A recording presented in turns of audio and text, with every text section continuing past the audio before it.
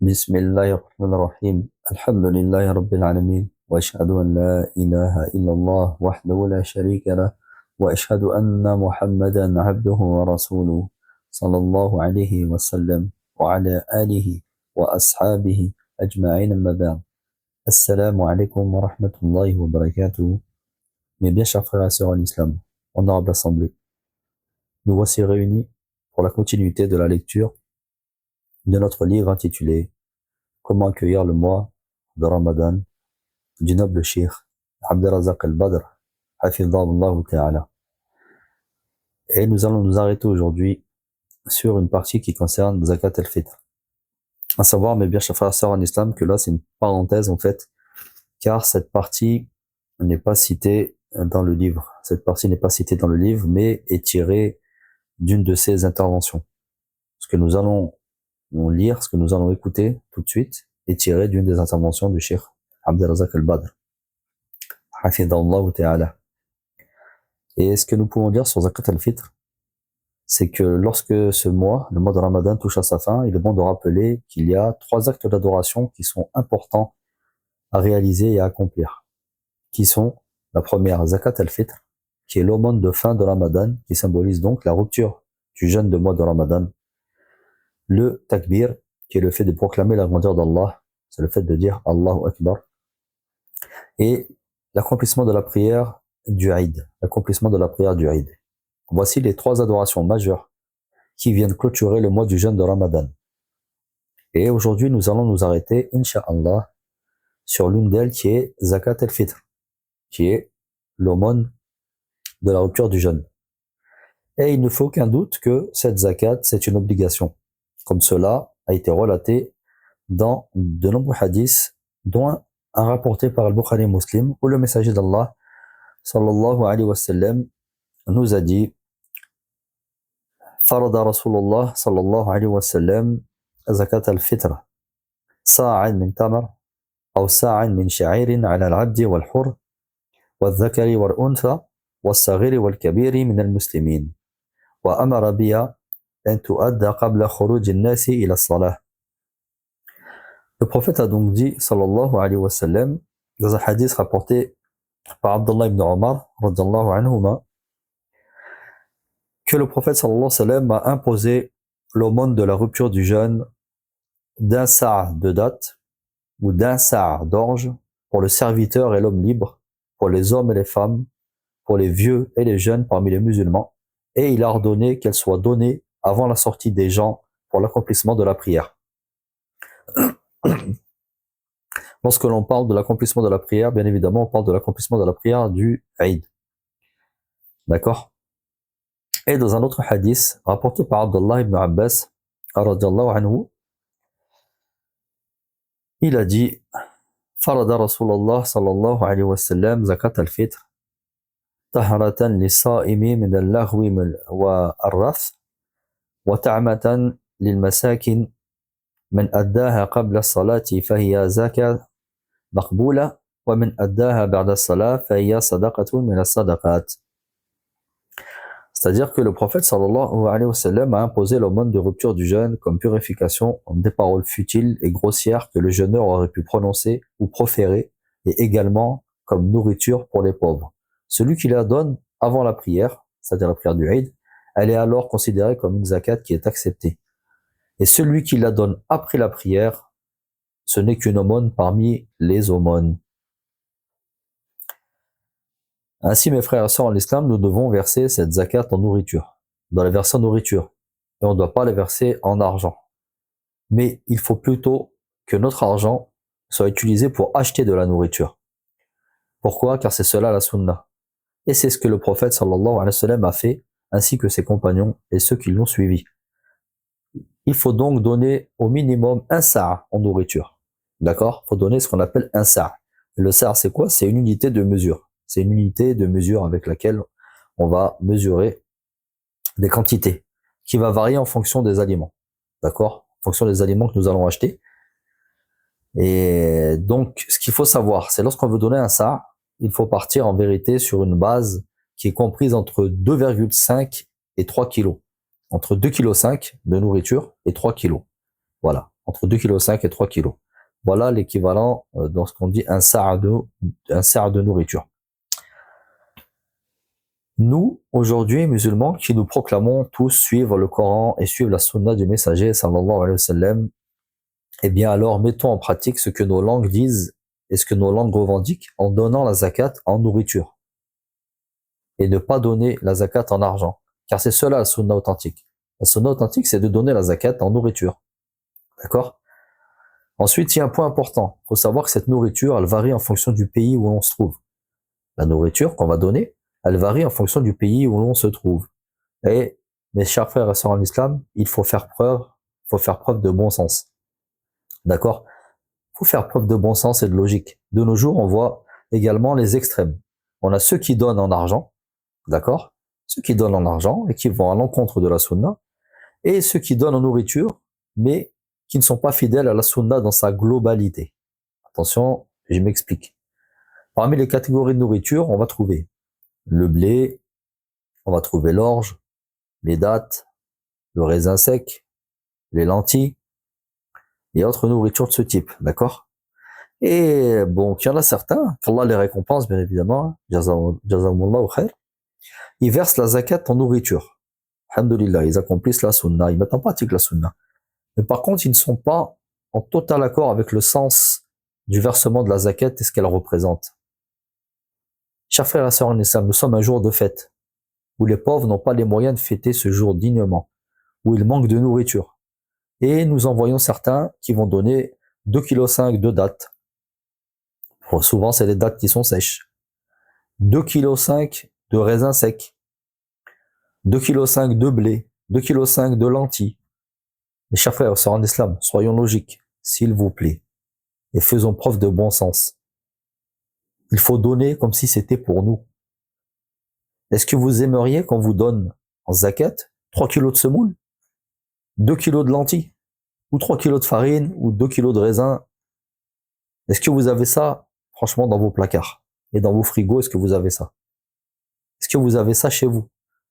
À part, bien évidemment, si vous aimeriez réellement que ce jour-là, donc le jour du Eid, on vienne vous voir et qu'on vous dise, tiens mon frère, je t'ai ramené 3 kilos de semoule, prends-les, c'est ta zakat. Tiens ma sœur, je t'ai ramené 3 kilos de raisins secs, prends, c'est ta zakat. Bah, si ce jour-là, le jour du Eid, ça vous dérange pas qu'une personne vous ramène cela, eh ben dans ces cas-là, alhamdulillah, donnez alors ce type de nourriture. Donnez ce type de nourriture. Si vous, ça vous dérange pas qu'on vous ramène ça, donnez ce type de nourriture. Mais pour les autres, pour qui ça dérange, et pour qui ça gêne, eh ben donnez ce que vous avez l'habitude de manger. Donnez ce que vous mettez dans vos caddies quand vous faites vos courses, car cela est bien plus méritoire. Et donnez en fonction de ce que les gens apprécient dans vos pays respectifs. D'accord? Que tu sois en France, que tu sois au Sénégal, que tu sois au Maghreb, en Chine, en Inde, au Brésil ou ailleurs. Donne ce que tu aimes manger et ce dont les gens ont l'habitude de manger. D'accord? Il faut savoir que cette aumône, c'est donc une purification pour celui qui a jeûné le mois de Ramadan. Car il se peut que son jeûne, il ait eu des manquements par des propos déplacés, des mauvaises paroles, des choses qu'il n'aurait pas dû regarder, des choses qu'il n'aurait pas dû écouter, des choses qu'il n'aurait pas dû toucher, ou alors un comportement outrancier ou maladroit, et bien d'autres choses qui auraient pu amoindrir la récompense de notre jeûne. Ainsi, mes chers frères et sœurs en islam, afin de s'acquitter, s'acquitter plutôt de cette aumône, ça va venir faire quoi? Ça va venir nous purifier. Le fait de verser la zakat, de verser l'aumône, ça va venir faire quoi? Nous purifier. Et ça va venir nous débarrasser des erreurs, d'accord, et des mauvais comportements qu'on aurait pu avoir durant le jeûne de Ramadan. Le croyant, il doit donc garder à l'esprit deux choses. Que le fait de verser la zakat, c'est d'abord une purification pour lui-même. D'accord? C'est une purification pour nous. Et ensuite, c'est une nourriture et un droit qu'on va donner aux pauvres et aux nécessiteux. Et cette nourriture-là qu'on va donner, c'est une joie pour les nécessiteux. Et parfois, la générosité des croyants, elle va bien au-delà des 2,5 kg de nourriture. Effectivement, mes chers frères et sœurs en islam, oui, il faut donner 2,5 kg jusqu'à 3 kg de nourriture. Mais bien souvent, les croyants, les musulmans et musulmanes, par amour, vont donner, et par générosité, bien plus que ça. Et ainsi, celui qui va recevoir la zakat, donc le pauvre et le nécessiteux qui va la recevoir, cette zakat, il va pouvoir nourrir sa famille pendant plusieurs jours, voire plusieurs semaines, et parfois même plusieurs mois. Il faut savoir que le musulman, il doit s'acquitter de cette aumône pour lui, mais il doit également la sortir pour tous ceux qu'il a sous sa responsabilité. C'est-à-dire que l'époux, il se donne la zakat pour lui-même, mais il la donne aussi pour sa femme, il la donne pour ses enfants. Et ce, même si ces enfants sont des bébés. Et cette aumône-là, d'accord, cette zakat qu'on sort, elle concerne l'individu qui est libre, celui qui est esclave, il concerne l'homme, il concerne la femme, il concerne le petit, le grand, le jeune, le vieux, d'accord? Cette aumône, elle concerne tout le monde. Et encore une fois, la personne qui est responsable de sa famille doit la sortir pour toutes les personnes sous lesquelles il a sa responsabilité. Du coup, là, une question pourrait se poser. Qu'en est-il de la femme qui est enceinte et qui a un fœtus dans le ventre? On a dit que l'homme, il doit sortir la zakat pour sa femme, ses enfants et toutes les personnes qu'il a sous sa responsabilité. Du coup, la femme qui est enceinte et qui a un fœtus dans le ventre, est-ce qu'on doit sortir la zakat pour cet enfant, pour ce fœtus qui est dans son ventre? Eh bien, les savants musulmans spécialistes en théologie disent qu'il n'est pas obligatoire de la verser pour le fœtus. D'accord? Il n'est pas obligatoire de la verser pour le fœtus. Mais celui qui le fait, eh ben, alhamdoulilah, c'est un bien pour lui. C'est un bien pour lui. D'accord? Ensuite, nous avons dit qu'il fallait donner la zakat pour soi-même et pour tous ceux que nous avons sous notre responsabilité. À l'endroit où on se trouve, c'est-à-dire là où on se trouve dès qu'on finit le jeûner, à la fin du mois de Ramadan. D'accord? Donc, à présent, il y a une autre question qui peut se poser dès qu'on dit on doit la donner là où on se trouve. C'est-à-dire, on doit la donner dans le pays où on vit. On doit la donner dans le pays où on vit à la base. Mais si je veux l'envoyer, par exemple, dans un autre pays, si je veux l'envoyer à l'étranger, est-ce que c'est possible? Par exemple, je suis d'origine marocaine, je suis d'origine algérienne, sénégalaise, tchétchène. Est-ce que c'est possible de l'envoyer dans mon pays d'origine? Eh bien oui, c'est possible de la donner dans son pays d'origine. Il n'y a pas de mal à cela.